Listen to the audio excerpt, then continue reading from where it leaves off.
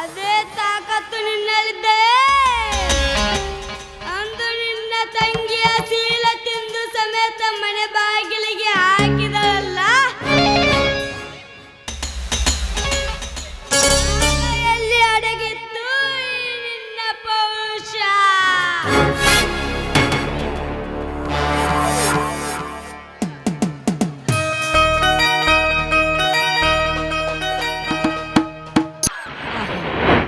ಎಷ್ಟೊಂದು ಸುಂದರವಾಗಿ ಸೃಷ್ಟಿಸಿರಬೇಕು ಆ ಸೃಷ್ಟಿಕರು. ಎತ್ತ ನೋಡಿದ್ರೆ ತಗ್ಗಿರಿ ಗಂಧಗಳ ಸಾಲು, ಈ ಸಾಲುಗಳ ಮಧ್ಯೆ ಜುಳು ಜುಳುನು ಹರಿಯುತ್ತಿರುವ ಮಲಪ್ರಭೆಯ ನದಿಯ ತೀರ. ಇಂಥ ಸರೋವರದಲ್ಲಿ ನಿಂತು ನನಗೂ ಹಾಡಿ ನಲಿಬೇಕು ಅಂತ ಅನಿಸ್ತಾ ಇದೆ. ಓ ನನ್ನ ಮುದ್ದು ಕೋಗಿಲೆಗಳೇ, ನಿಮ್ಮ ಜೊತೆ ನಾನು ಹಾಡಿ ನಲಿಯಲಿ. ಮಂದಾರವೇ ಅರಳುತ್ತಿದೆ, ಚಿತ್ತಾರವಾ ಬರೆಯುತ್ತಿದೆ, ಮಂದಾರವೇ ಅರಳುತ್ತಿದೆ, ಚಿತ್ತಾರವಾ ಬರೆಯುತ್ತಿದೆ, ಚಿಗುರುಡಿದ ಹೃದಯದಲ್ಲಿ ಉದಯಿಸಿದೆ, ಅದು ಏನು ಮರೆಯದೆ ಹೋದೆನು ನಾ. ಮಂದಾರವೇ ಅರಳುತ್ತಿದೆ, ಚಿತ್ತಾರವಾ ಬರೆಯುತ್ತಿದೆ. ತಗೊಳ್ಳೆ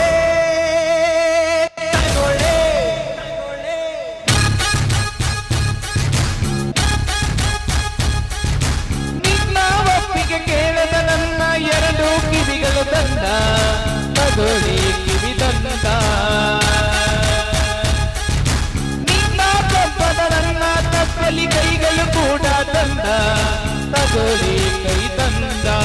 ಹೃದಯದ ಮೇಲೆ ಬಗು ತೋರ್ಸ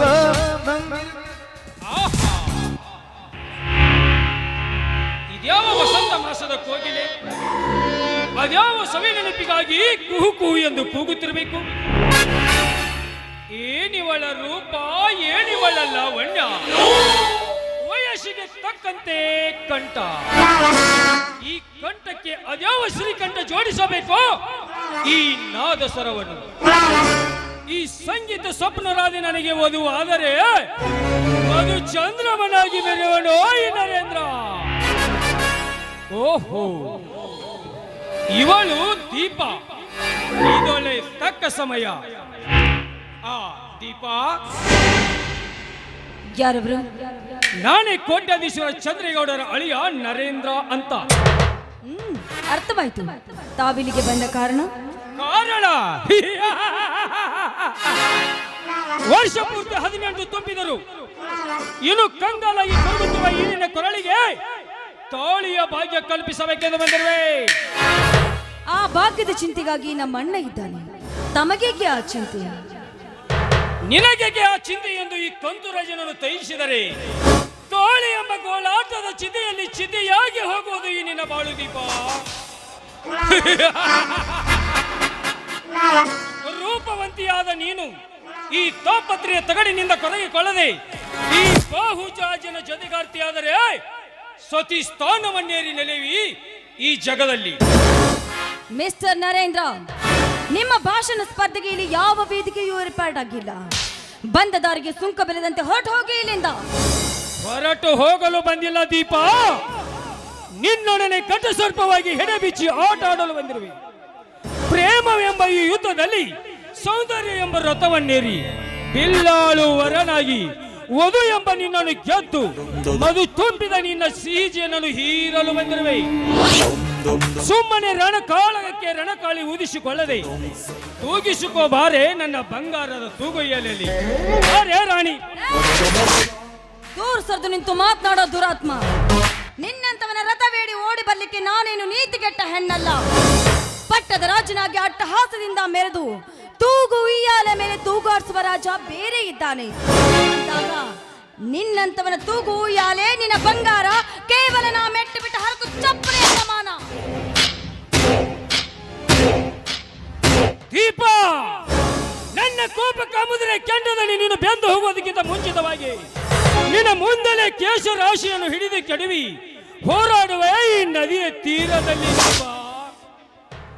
ಅದಾವ ನಿನ್ನ ಪಟ್ಟದ ರಾಜನಲ್ಲಿ ತಾಕತ್ತಿದ್ದರೆ ಅಂದು ಬಿಡಿಸಿಕೊಳ್ಳಲಿ ನಾನು.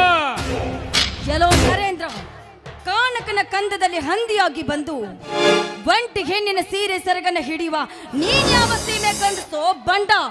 ಹಿಂದೆ ದ್ರೌಪದಿ ಸೀರೆ ಸೆಳೆದ ದುಶ್ಯಾಸನ ಗತಿ ಏನಾಯ್ತು ಅಂತ ಸ್ವಲ್ಪ ನೆನಪಿಸ್ಕೊ. ಸೊಕ್ಕಿನ ಹೆಣ್ಣೆ, ಇದೆಲ್ಲ ಈ ಕೃಷ್ಣನ ಕಪಟ ನಾಟಕ. ಬೇಡ ನನ್ನ ಮುಂದೆ. ಇದು ಕಲಿಯುಗ. ನಿಮ್ಮಂತ ರೂಪವಂತಿರ ಶೀಲ ತಿಂದು ಸಿಪ್ಪೆ ಮಾಡಿ ಬಿಸಾಕುವ ಈ ಕುಬೇರನ ಯುಗ. ಹಣದ ಹೊಳೆಯಲ್ಲಿ ಈ ಜಾಡಿ, ಸ್ತ್ರೀಯರ ಮೋಹಜಾಲದಲ್ಲಿ ತೇಲಾಡಿ ನಿನ್ನಂತ ಸ್ತ್ರೀ ರತ್ನವನ್ನೇರಿ ಬೆರೆಗಾದ ಈ ನರೇಂದ್ರನ ಯುಗ ದೀಪ. ಹೆಚ್ಚಿಗೆ ಸಮಯ ಸಾಧಿಸಿ ವಿಷೇದಿಸಬೇಡ ನನ್ನನ್ನು. ಬಾರೆ.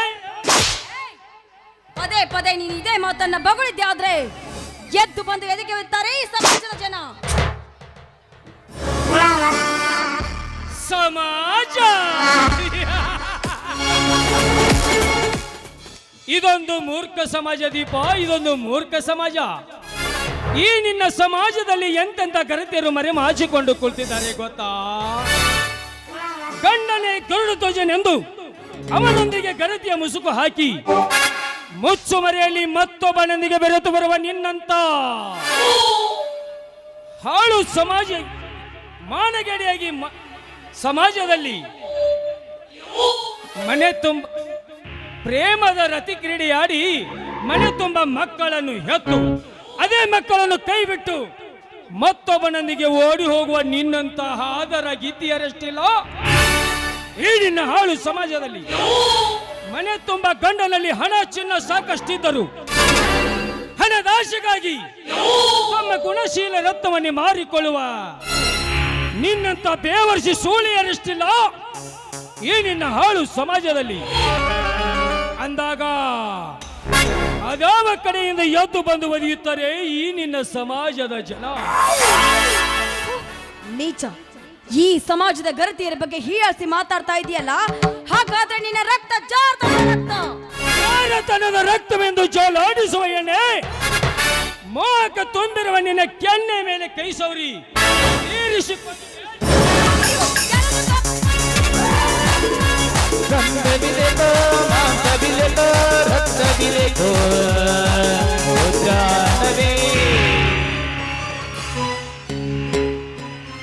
ಲೇ ಮನೆ ಮೂರ್ಖ ನರೇಂದ್ರ, ಕೈ ಬಿಡಲೇ ಈ ಬಡ ಹುಡುಗಿಯನ್ನು.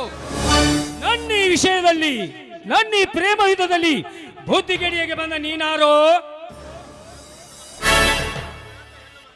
ಅನಾಥ ಹೆಣ್ಣು ಮಕ್ಕಳ ಮೇಲೆ ತಮ್ಮ ಕಾಮದ ಕಣ್ಣೀರು ಬಂದ ನಿಮ್ಮಂತ ಕುಣ್ಣಿಗಳಿಗೆ ಹಣೆಗೆ ಜಾಡಿಸಿ ಒದ್ದು ಬುದ್ಧಿ ಕಲಿಸಲು ಬಂದಿರುವ ಬಲಭೀಮ.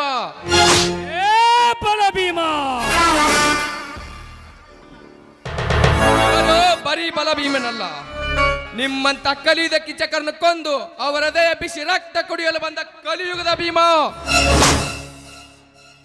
ಕಲಿಯುಗದ ಭೀಮ. ಈ ಕಲಿಕೆ ಅವತಾರದ ಕಾನೂನನ್ನೇ ಅರಿಯದ ನೀನೊಬ್ಬ ಅಳಮಾರಿ ಸೋಮ. ಲೇ ಭೀಮ, ಈ ನರೇಂದ್ರ ಯಾರೆಂದು ಅರ್ಥ ಮಾಡಿಕೊಳ್ಳದೆ ವ್ಯರ್ಥ ನನ್ನೊಂದಿಗೆ ವೈರತ್ವ ಸಾಧಿಸಿದರೆ ಗುರ್ತಿಲ್ಲದ ಬೆರೆತು ಹೋಗುವೆ ಈ ಮಣ್ಣಿನ ಕಣಕಣದಲ್ಲಿ.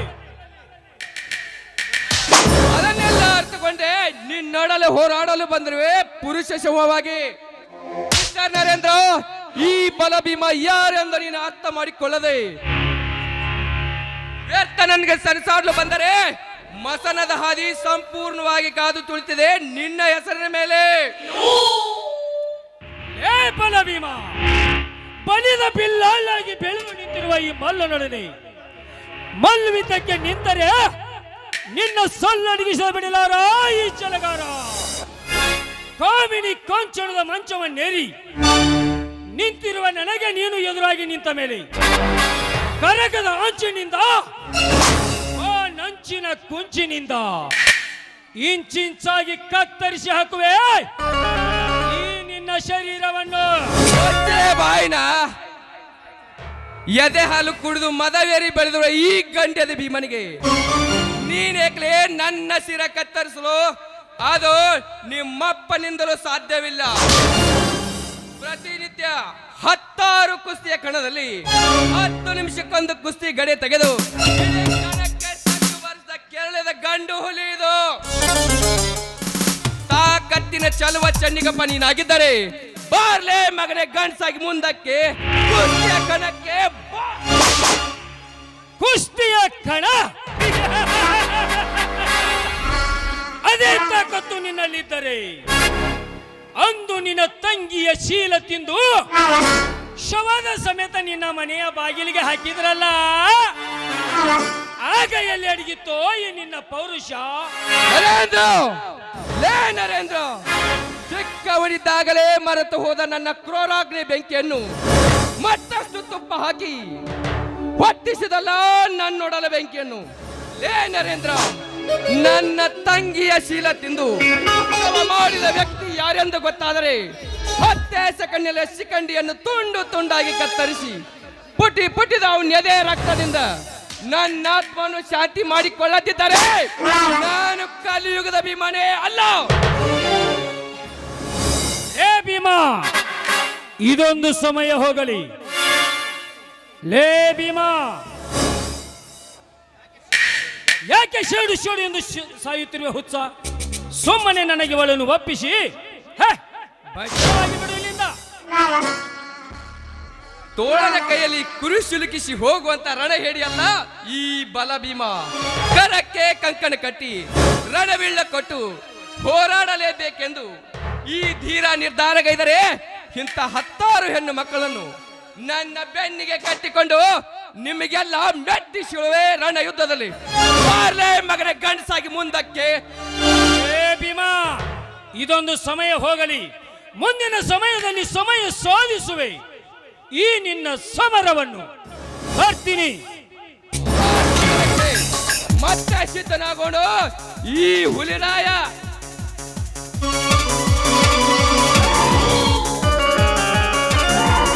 ಹಾ ದೀಪ, ಏನಿದಲ್ಲ ನಿನ್ನ ಅವಸ್ಥೆ? ಸಮಯಕ್ಕೆ ಸರಿಯಾಗಿ ಬಂತು. ನನ್ನ ಮಾನ ಪ್ರಾಣವನ್ನ ಕಾಪಾಡಿದ ನಿಮಗೆ ಅನೇಕ ಕೋಟಿ ನಮಸ್ಕಾರಗಳು. ಹಾ, ನಂದೊಂದು ಮಾತು ನಡೆಸ್ಕೊಡ್ತೀರಾ? ಅದೇನಂತ ಬೇಗ ಬಿಚ್ಚಿ ಹೇಳಬಾರದೆ ದೀಪ? ಶಾಂತಿ ಎಂಬ ಭಾತನದಲ್ಲಿ ಕ್ರಾಂತಿ ಕಹಳಿನ ಊದುತ್ತಾ ನಾನೇ ಬಲ್ಲಿದೆ ಎಂಬ ಹೋರಾಡಿದ ಇಂಥ ರೌಡಿಗಳಿಗೆ ಎದೆ ಉಬ್ಬಿಸಿ ನಿಂತು ಬೆತ್ತಲಾಗಿರುವ ಭಾರತಾಂಬೆ ರಕ್ಷಣೆಗೆಂದಿರುವ ನಿಮ್ಮಂಥ ಧೀರನ ಕೈ ಹಿಡಿಬೇಕೆನ್ನುವ ಆಸೆ ನಂದು. ದಯವಿಟ್ಟು ನನ್ನ ನಿಮ್ಮ ಮಡದಿಯಾಗಿ ಸ್ವೀಕರಿಸಿ ಅಂತ ಮಾಡಿ ಹಿಡಿದು ಬಿಡ್ಕೊಂಡು ಎದ್ದೇಳು ದೀಪ. ಆದರೆ ಇದಕ್ಕೆಲ್ಲ ನಿಮ್ಮಣ್ಣ ಅವನನ್ನು ನಾನು ಒಪ್ಪಿಸ್ತೀನಿ, ಅದರ ಚಿಂತೆ ಬೇಡ. ಆಯ್ತು ದೀಪ. ಚಂದ್ರನ ಹಿಂಬಾಲಿಸುತ್ತಾರೆ ಅಂತೆ ನೀ ನನ್ನ ಹಿಂಬಾಲಿಸಿ ಹಾಡುವ ನನ್ನೊಂದಿಗೆ. ಆಯ್ತು, ನಿಮ್ಮ ಇಷ್ಟದಂತೆ.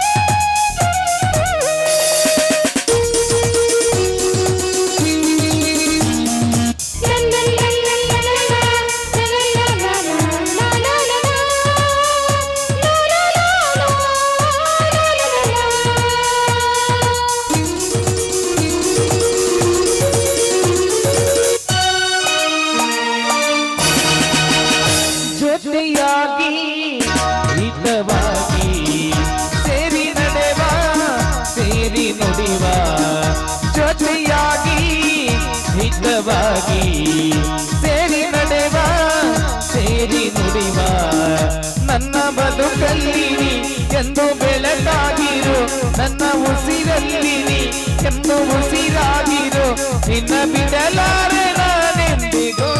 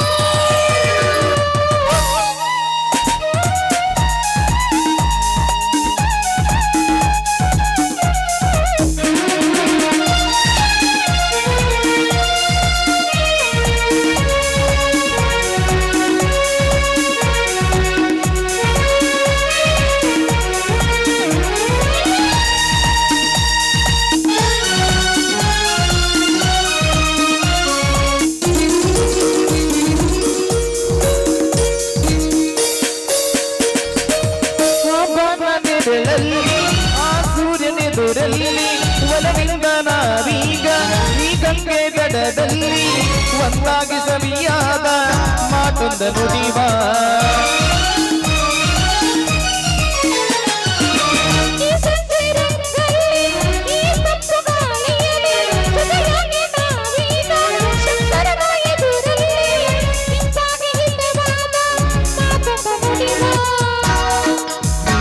ನನ್ನ ಪ್ರಾಣ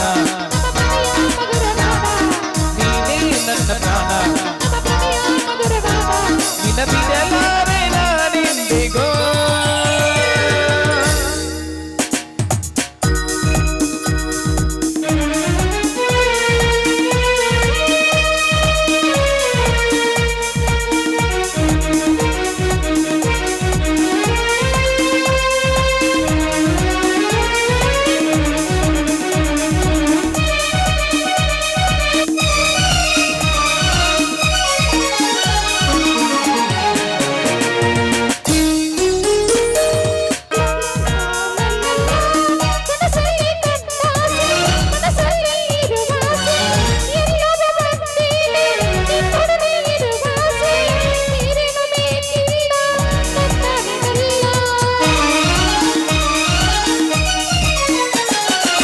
ಹಗಲಲ್ಲಿ ಕಂಡಾಸೆ ಮನಸ್ಸಲ್ಲಿ ಇರುವಾಸೆ ಎಲ್ಲವೂ ಒಂದೇನೆ ನಿನ್ನೊಡನೆ ಇರುವಾಸೆ ಇನ್ನೇನು ಬೇಕಿಲ್ಲ ನನ್ನ ನಿನ್ನಲ್ಲಿ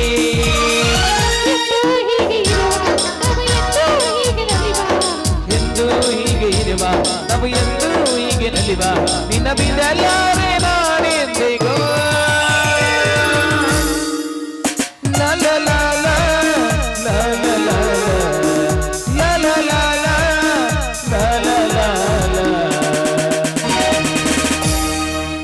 ಬನ್ನಿ ಹಾಗಾದ್ರೆ ಹೋಗೋಣ. ಆಯ್ತು ದೀಪ. ಮನಸರ ಹೆಂಗ ಬಂದ ಗೆಳತಿ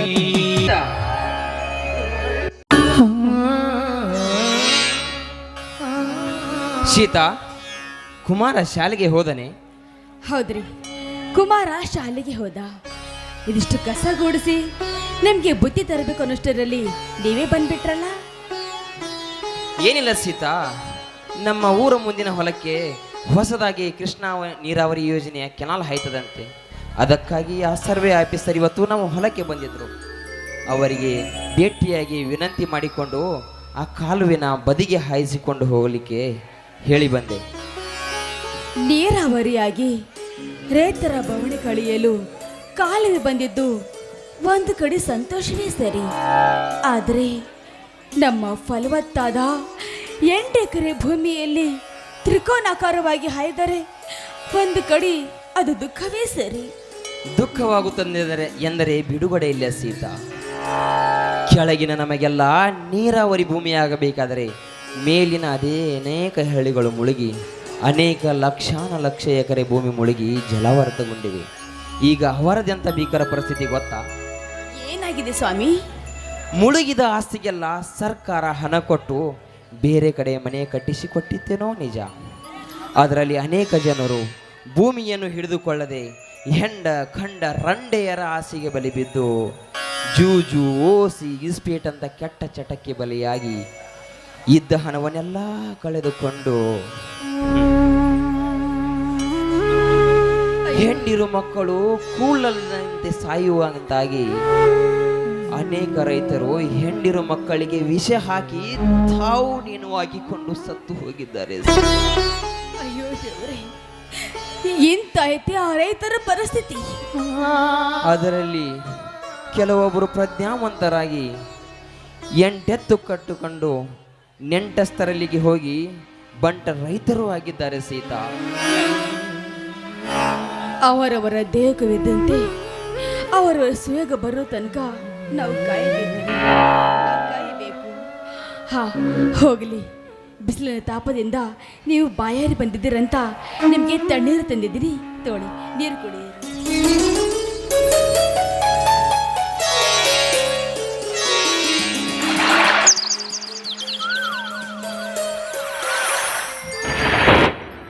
ಆಹಾ, ಇವೆಂತ ನೀರು ಸೀತಾ. ಒಮ್ಮಿಂದೊಮ್ಮೆಗೆ ಈ ಹೃದಯ ತಂಪಾಗಿ ಈ ಕಣ್ಣುಗಳೆಲ್ಲ ತೆಂಪಾಗಿ ಈ ಮನೆಯ ತಂಪಿನಲ್ಲಿ ತಂಗಾಳಿ ಬೀಸಿ ನಿನ್ನ ಹಾಡಿನ ಎಂಬು ಕೇಳುವಂತಾಯ್ತಲ್ಲಿ ಭಾಸಿತ ಮೆಲ್ಲನೆ ಹೆಜ್ಜೆ ಹಾಕುತ್ತಾ ಬಂದು ಈ ನಲ್ಲನ ಎದೆ ಉಬ್ಬಿಸಿ ಹಾಡೊಂದು ಪ್ರೇಮಗೀತೆಯನ್ನ ಇನ್ನೂ ನಿಮಗೆ ಹಾಡಿನ ಚಿಂತೆಯೇ? ಹಂತೆಯ ಬಾಲಿನ ಬೆಳಕಾಗಿ ಹಂತೆಯ ಪ್ರೇಮದ ಸಿರಿಯಾಗಿ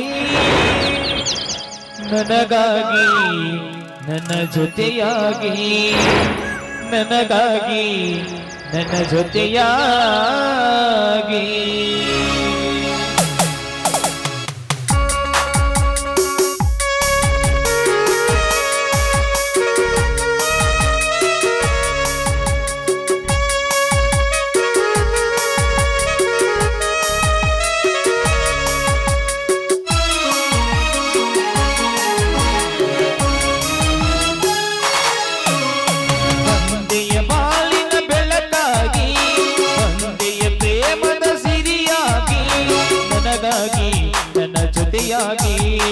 ನನಗಾಗಿ ನನ್ನ ಜೊತೆಯಾಗಿ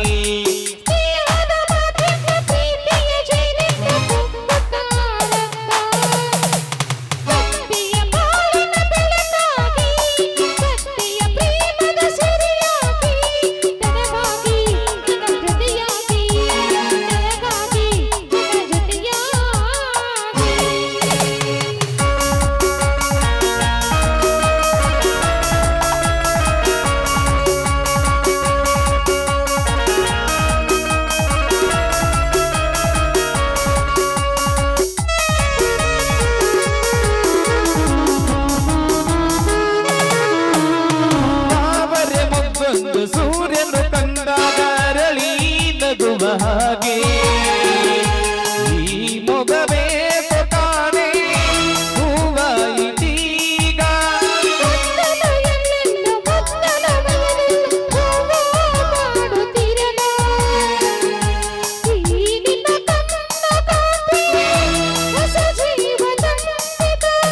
ಜಾನೆ ನುಡಿಗಳು ನೀನೆ ಸ್ವರಗಳು ತಾನೇನು ಪ್ರೇಯಸಿ ನಾನಿನ್ನು ಪ್ರೇಯಸಿ ನಾನು ತಂದೆಯ ಬಾಲಿನ ಬೆಳಕಾಗಿ ತಂದೆಯ ಪ್ರೇಮದ ಸಿರಿಯಾಗಿ ನನಗಾಗಿ ನನ್ನ ಜೊತೆಯಾಗಿ ನನಗಾಗಿ ನನ್ನ ಜೊತೆಯಾಗಿ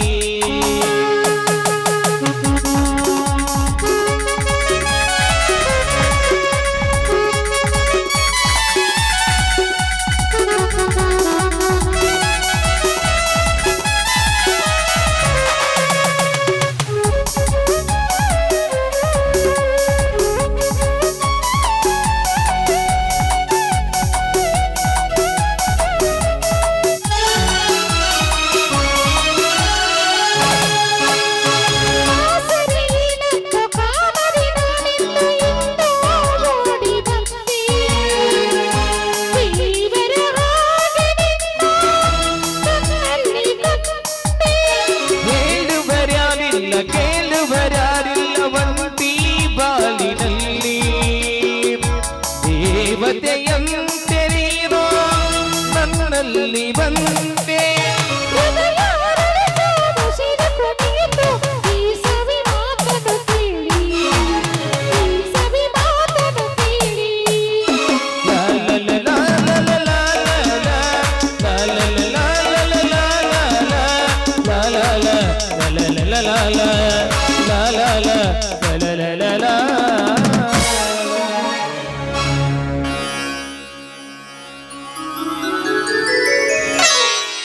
ಸಿದ್ದರಾಮನ ಮನೆ ಅಂದ್ರೆ ಇದೆ ಏನ್ರಿ? ಹೌದು ಸಾಹೇಬ್ರಿ, ನಾನೇ ಸಿದ್ದರಾಮ. ಹಾ, ತಾವು ಯಾರು? ನಾನು ಜಿಲ್ಲಾ ರೈತರ ಸಹಕಾರಿ ಬ್ಯಾಂಕ್ ಮ್ಯಾನೇಜರ್ ಮುರಳಿ ಅಂತ. ಹೌದಾ ಸಾಹೇಬ್ರೆ, ತಾವು ಬಂದ ಕೆಲಸ? ತಾವು 3 ವರ್ಷದ ಹಿಂದೆ 20,000 ರೂಪಾಯಿ ಬೆಳೆ ಸಾಲ ತೆಗೆದುಕೊಂಡಿದ್ದೀರಿ. ಅದು ಈಗ ಕೊಟ್ಟಬಾಕಿಯಾಗಿದೆ. ತುಂಬದಿದ್ದರೆ ತಾವು ಬರಕೊಟ್ಟ ಮನೆ ಜಪ್ತಿ ಆಗಿ ನಿಮ್ಮ ಹೊಲ ಹರಾಜು ಹಾಕಬೇಕಾಗುತ್ತೆ. ಹಾಗೆ ಮಾಡಬೇಡಿ ಸಾಹೇಬ್ರೆ, ಹಾಗೆ ಮಾಡಬೇಡಿ. ನಿಜವಾಗಲೂ ನಾನು ಸಾಲ ಪಾವತಿಸಿದ್ದೇನೆ. ಕಟಬಾಕಿ ಇದ್ದಿದ್ದೇನೋ ನಿಜ. ಅವರು ಇದೇ ರೀತಿ ಬಂದು ನಿನ್ನ ಮನೆ ಹೊಲ ಹರಾಜು ಹಾಕ್ತೀನಿ ಎಂದಾಗ ಹೋದ ವಾರದಲ್ಲಿ ಬಡ್ಡಿ ಸಮೇತ ಪಾವತಿಸಿ ಬಂದಿದ್ದೇನೆ. ಬೇಕಾದರೆ ನನ್ನ ಖಾತೆಯನ್ನು ತೆಗೆದು ನೋಡಿ ಸಾಹೇಬರೇ. ರೈತರಿಗೆ ಮೋಸ ಮಾಡುವನಲ್ಲಪ್ಪ ಈ ಮುರಳಿ. ನಾನು ಒಬ್ಬ ರೈತನ ಮಗನೇ. ರೈತರ ಕಷ್ಟ ಏನು ಅಂತ ನನಗೂ ಚೆನ್ನಾಗಿ ಗೊತ್ತಿದೆ. ಹಿಂದಿನ ಬ್ಯಾಂಕ್ ಮ್ಯಾನೇಜರ್ ಹಾಗೂ ಕ್ಯಾಶಿಯರ್ ಕೂಡಿ ಇದೇ ರೀತಿ ಎಷ್ಟೋ ಜನರಿಗೆ ಮೋಸ ಮಾಡಿದ್ದಾರೆ ಅಂತ ಹೇಳಿ ಸ್ವತಃ ವಸೂಲಿಗಾಗಿ ನಾನೇ ತಿರುಗುತ್ತಿದ್ದೇನೆ. ಇರಲಿ, ಆ ಪಾವತಿ ತೋರಿಸಿ ನೋಡೋಣ. ತಡೀರಿ ಸಾಹೇಬ್ರೆ, ಒಳಗೆ ಇದೆ ತರ್ತೀನಿ.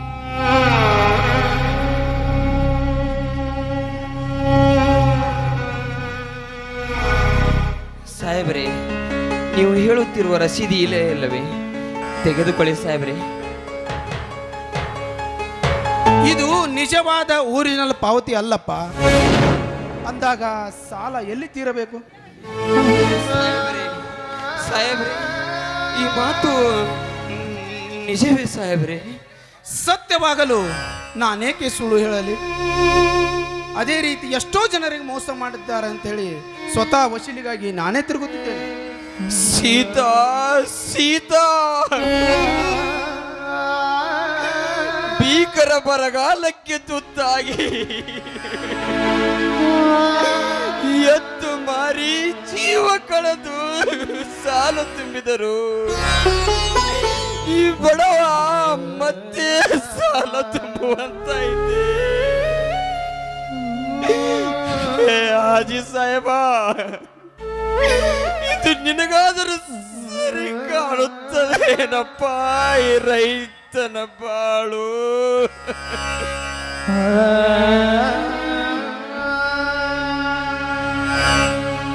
ಸ್ವಾಮಿ, ಸಮಾಧಾನ ಮಾಡ್ಕೊಳ್ರಿ, ಸಮಾಧಾನ ಮಾಡ್ಕೊಳ್ಳಿ.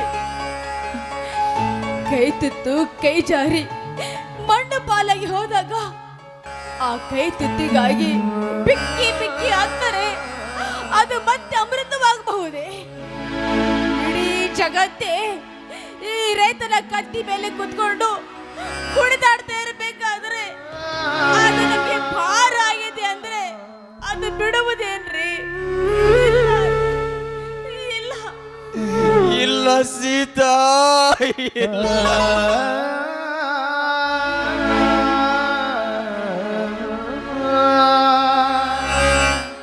ನೋಡಿ, ಮೈದಿನ ಬಂದ್ಮೇಲೆ ವಿಚಾರ ಮಾಡೋಣಂತೆ. ವಿಚಾರ ಮಾಡಿ ಹಣ ತುಂಬೋಣವಂತೆ. ಇನ್ನು 2 ದಿವಸ ಬೇಕಂತ ಹೇಳಿ ಕಳಿಸ್ಕೊಡ್ರಿ. ಸರಿ ಇರ್ಲಿ, ಏನು ಹೇಳುವುದರಲ್ಲಿ ಎಂದಿದೆ. ಸರಿ, ನಾನಿನ್ನ ಬರ್ತೀನಿ.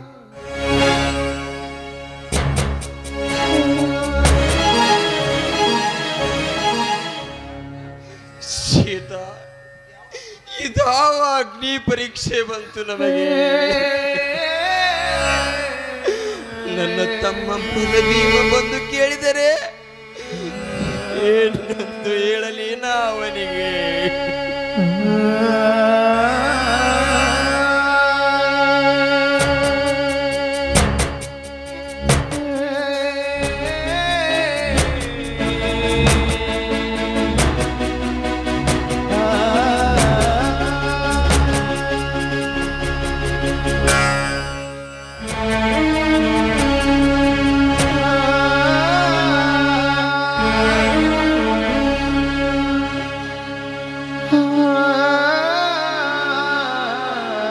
ನೋಡಿ, ಅಳಕ್ ಹೋಗ್ಬೇಡಿ, ಸ್ವಲ್ಪ ಸಮಾಧಾನ ಮಾಡ್ಕೊಳ್ರಿ.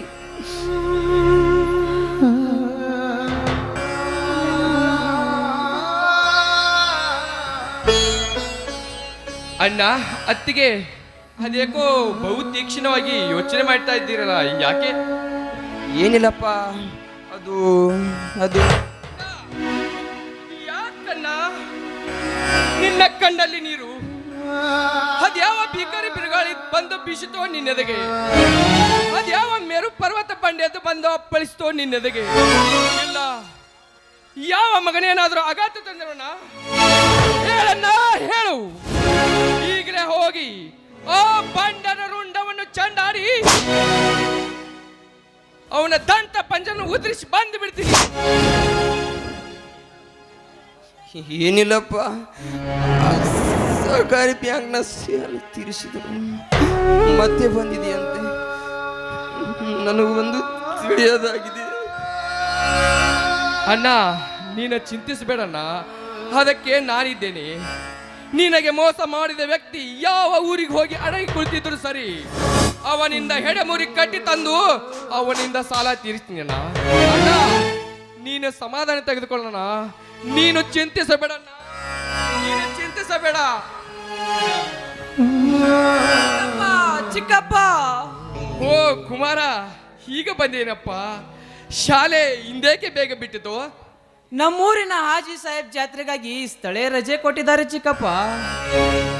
ಎಂತ ಜಾಣ ಮರಿಯಪ್ಪ ನೀನು. 1 2 ಕೂಡಿದರೆ 3 ಚಿಕ್ಕಪ್ಪ. ಹೌದಾ? 3 4 ಅನ್ನ ಹಾಕು. ಬನ್ನಿ ಬನ್ನಿ, ಎಲ್ಲಿ ಸೇರಿ ಊಟ ಮಾಡಿದ್ರಂತೆ. ಆಯ್ತಮ್ಮ. ಅಪ್ಪ ಇವತ್ತು ಸ್ಕೂಲಲ್ಲಿ ಏನು ಹೇಳ್ಕೊಟ್ರು ನಿನಗೆ? ಅ ಆ ಇ ಈ ಹೇಳ್ಕೊಟ್ರಮ್ಮ. ಹೌದಾ? ನನ್ನ ಜಾಣ ಮರಿ ನೀನು.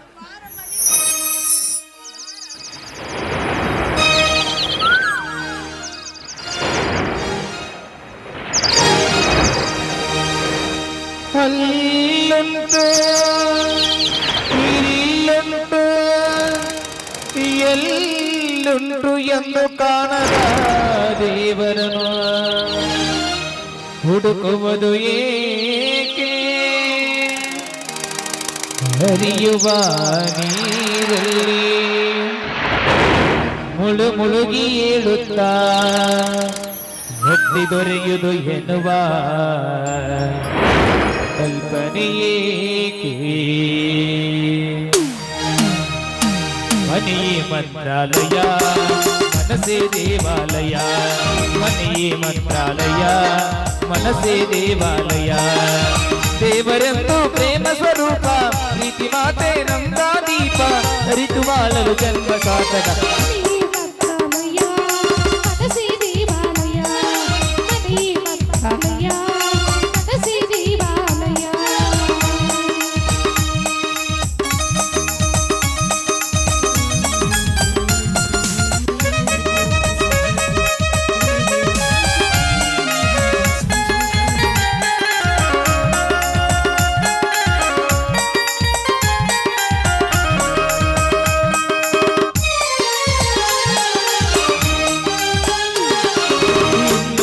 ನಮಗೆಂದು ಆನಂದ ಬಂದೇ ಬಾಳಲಿ.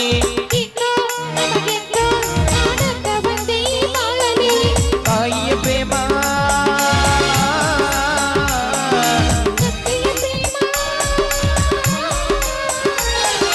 ತಾಯಿ ತಂದೆಯ ಪ್ರೇಮವ ನಮ್ಮ ಕಣ್ಣಲ್ಲಿ ಎಂದು ಕಂಡೆನು. ಮನೆಯೇ ಮಂತ್ರಾಲಯ, ಮನಸ್ಸೇ ದೇವಾಲಯ.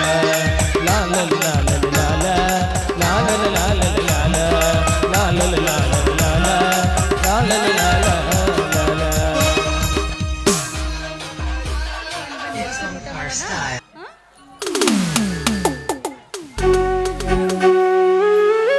ವಿಷ್ಣು ಕದಂ ಈ ಕಲಾಭಿಮಾನಿಗಳು